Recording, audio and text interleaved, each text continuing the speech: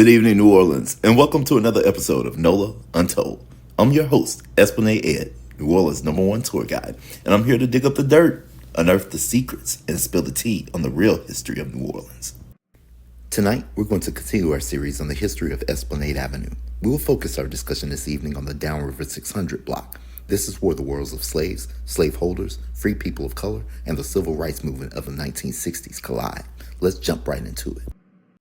Esplanade Avenue during the early and mid-1800s was not only a fashionable boulevard, but also a major artery of the city's slave trade. At the intersection of Charter Street and Esplanade Avenue stood the infamous slave pen of Theophilus Freeman.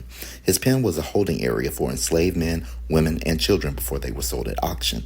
This market was part of a larger system of commerce that facilitated the buying and selling of human beings as property, contributing to New Orleans' role as a hub in the domestic slave trade.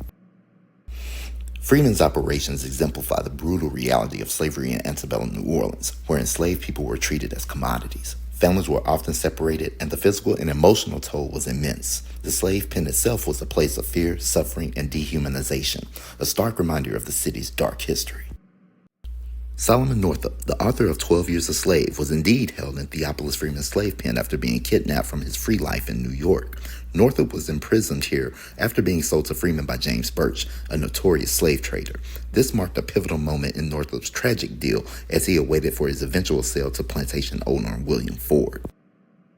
Northup's account of this period paints a grim picture of the horrors of slavery. His story helped illuminate the role of New Orleans in the domestic slave trade and the human cost behind it. The pen's location at Charters and Esplanade underscores the proximity of such brutal practices to the city's daily life and commerce. A block over, at the corner of Royal Street and Esplanade Avenue, the slave pen and offices of Franklin and Armfield served as another hub of human trafficking. Franklin and Armfield were notorious as one of the largest slave trading firms in the country, based in Alexandria, Virginia, with satellite offices in New Orleans. They transported enslaved people from the Upper South to be sold in the Deep South, contributing to the forced migration of thousands. The firm was known for its ruthless efficiency, moving enslaved individuals by ship down the coast or overland in chains, where they would be auctioned in markets like Freeman's pen.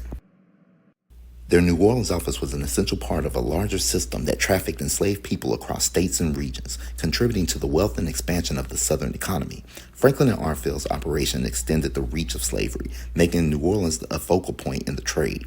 The combination of Freeman's pen and Franklin and Armfield solidified Esplanade Avenue's place as a key center for one of the most tragic and inhumane chapters in American history. Fast forward a century, and the shadow of that history still loomed as the civil rights movement took hold. In the 1960s, 611 Esplanade Avenue, just steps from these historical sites, became home to the Quorum Club, one of the few places in New Orleans during the time of Jim Crow where black people, LGBTQ people, and white progressives would gather and socialize. These gatherings prompted police harassment and subsequent raids of the club, but the flame of the civil rights movement could not be extinguished. Adding another layer to this rich history, George Deroux, a celebrated French Quarter artist, also lived at 611 Esplanade during the Quorum Club era.